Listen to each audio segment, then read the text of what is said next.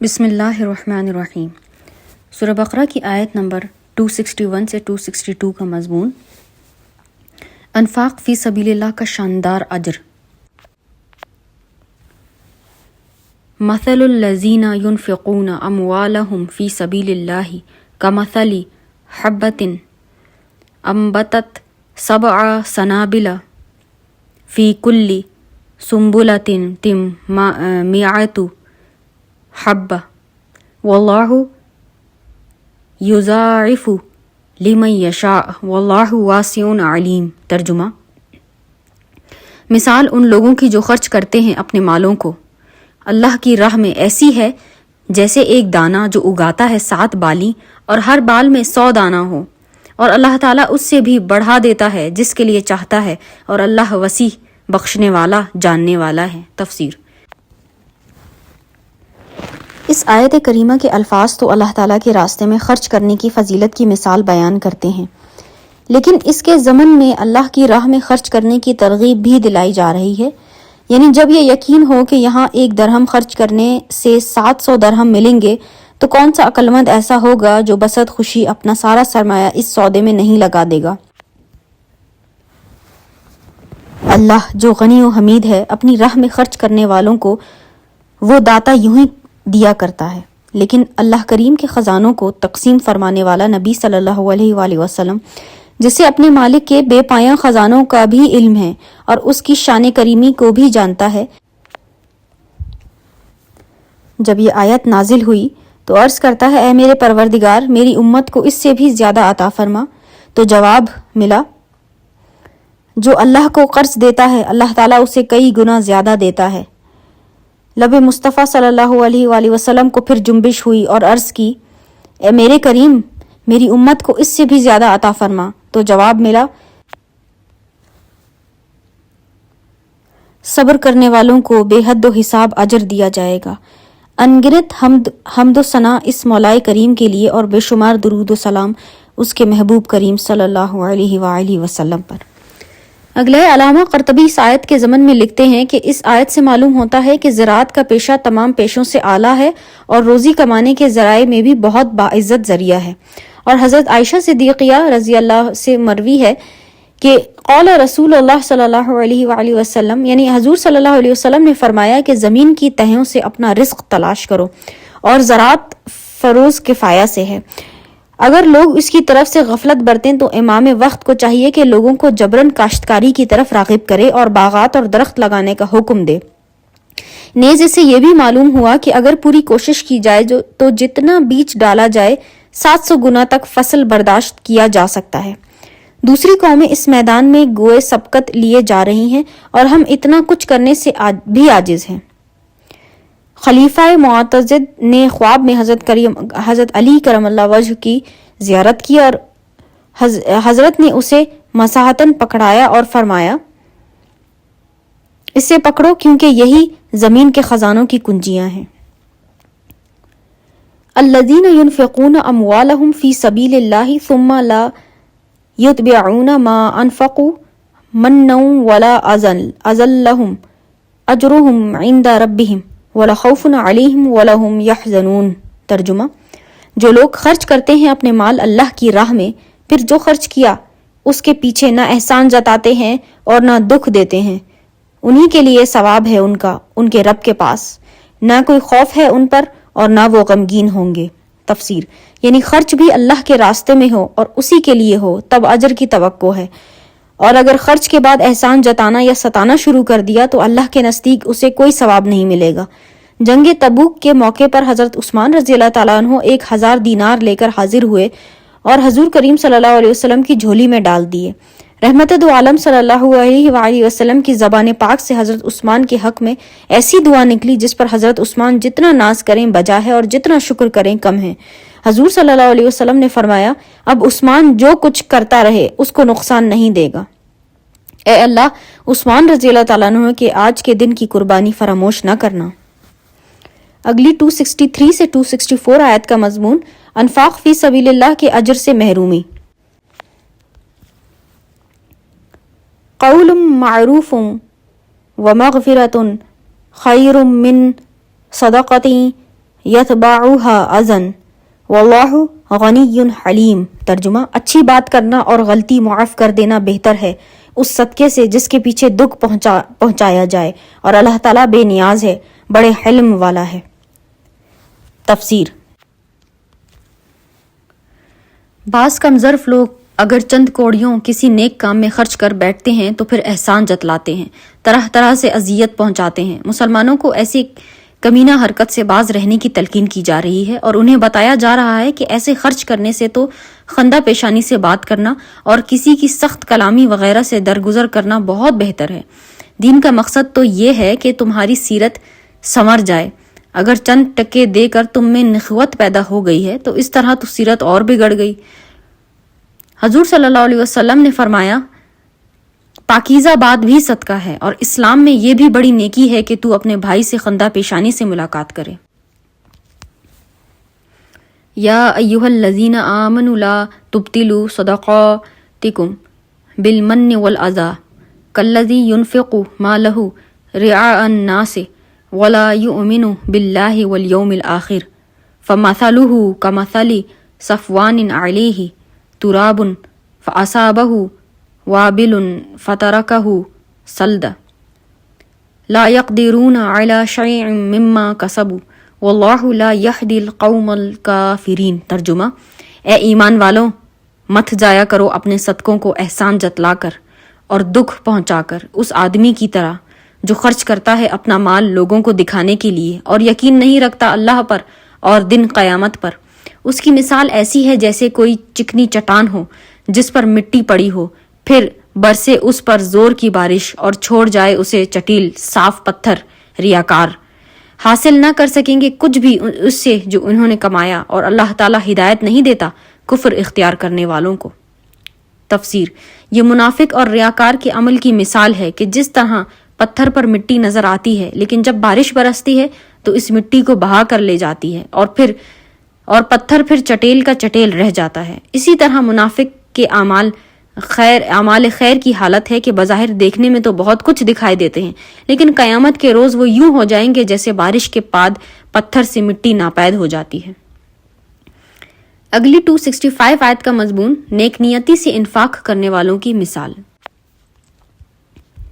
وَمَثَلُ الَّذِينَ يُنْفِقُونَ أَمْوَالَهُمُ ابْتِغَاءَ مَرْضَاتِ اللَّهِ وَتَثْبِيتًا مِّنْ أَنفُسِهِمْ كَمَثَلِ جَنَّةٍ بِرَبْوَةٍ أَصَابَهَا وَابِلٌ فَآتَتْ أُكُلَهَا ضِعْفَيْنِ فَإِن لَّمْ يُصِبْهَا وَابِلٌ فَطَلٌ وَاللَّهُ بِمَا تَعْمَلُونَ بَصِيرٌ۔ ترجمہ، اور مثال ان لوگوں کی جو خرچ کرتے ہیں اپنے مال اللہ کی خوشنودیاں حاصل کرنے کے لیے اور اس لیے تاکہ پختہ ہو جائیں ان کے دل، ان کی مثال اس باغ جیسی ہے جو ایک بلند زمین پر ہو، برسا ہو اس پر زور کا مہ تو لایا ہو وہ باغ 2 گنا پھل، اور اگر نہ برسے اس پر بارش تو شبنم ہی کافی ہو جائے، اور اللہ تعالیٰ جو تم کر رہے ہو سب دیکھ رہا ہے۔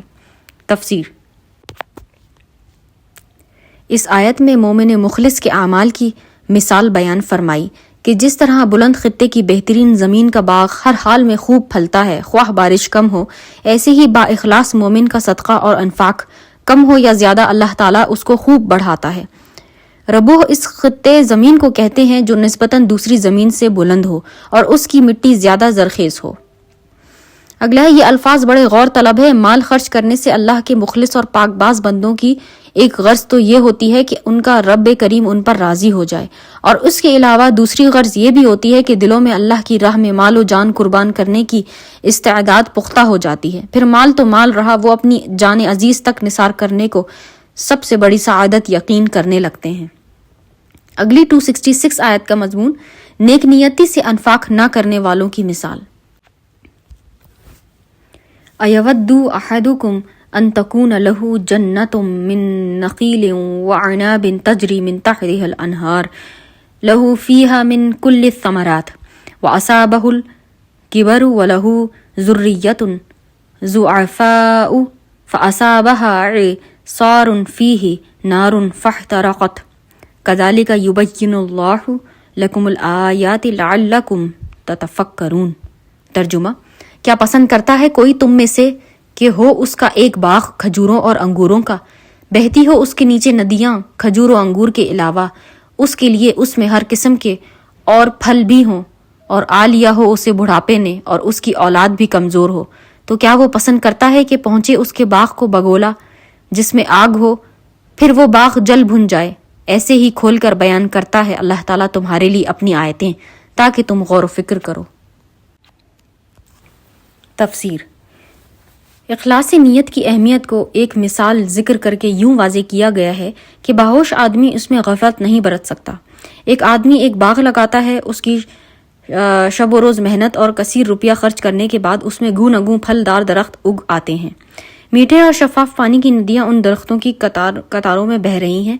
بڑھاپے نے اسے آ لیا ہے، اس کی قوت رفتہ رفتہ جواب دے رہی ہے، اس کے بچے ابھی چھوٹے ہیں، وہ مطمئن ہے کہ اب وہ اپنی زندگی بھر کی محنت کا ثمر کھائے گا۔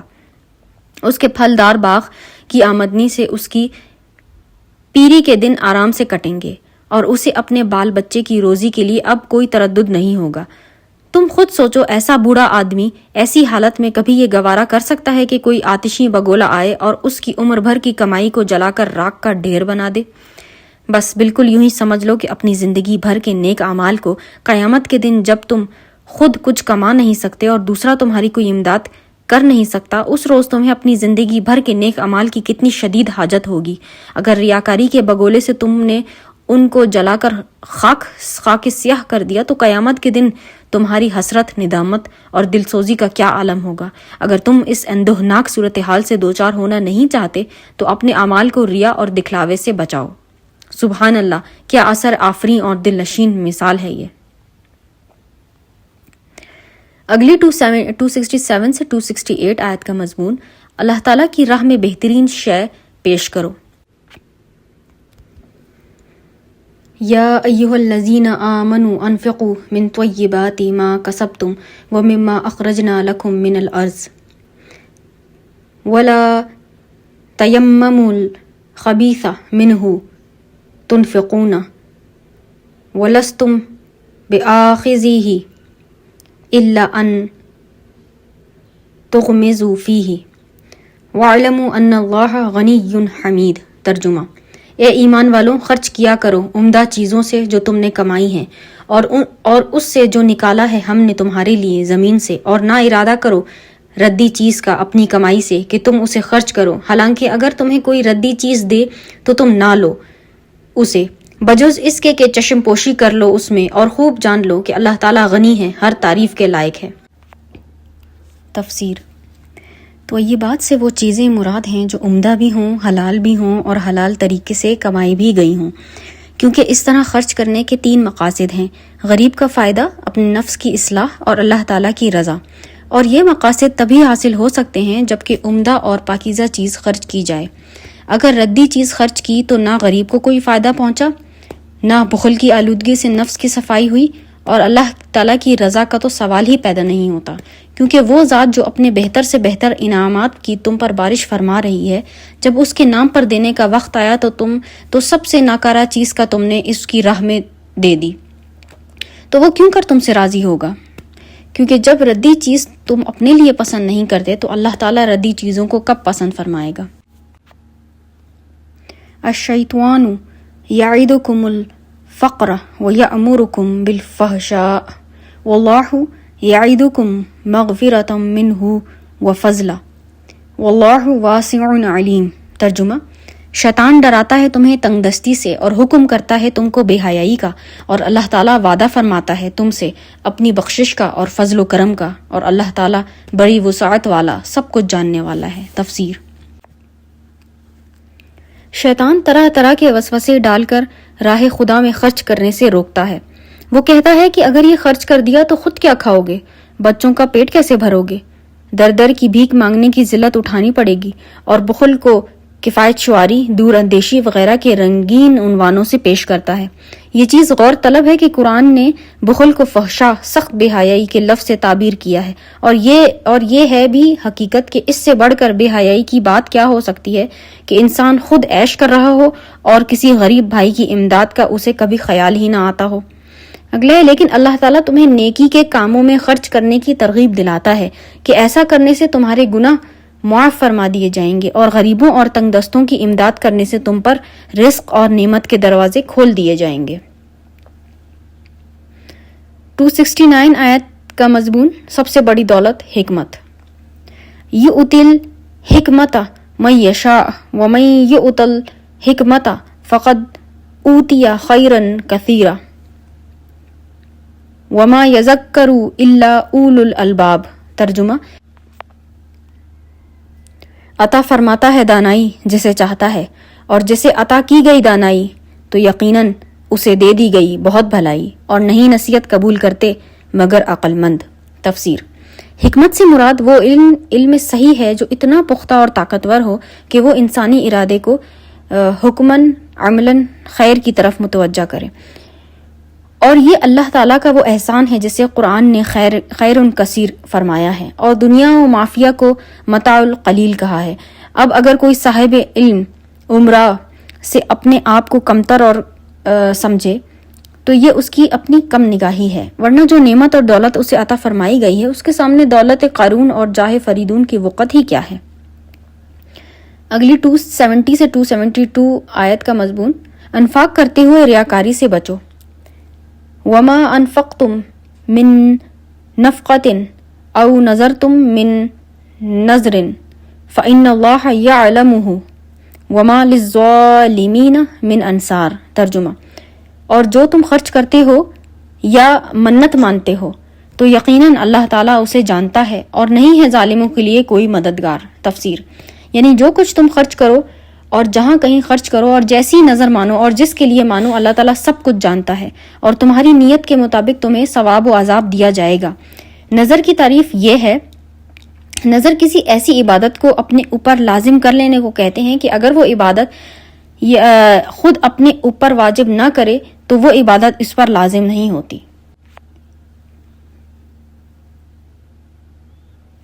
حضرت صدر الافاضل حاشیہ میں تحریر فرماتے ہیں، نظر خاص اللہ تعالیٰ کے لیے ہوتی ہے اور یہ جائز ہے کہ اللہ کے لیے نظر کرے اور کسی ولی کے آستانے کے فقراء کو خرچ کرنے کا محل مقرر کرے۔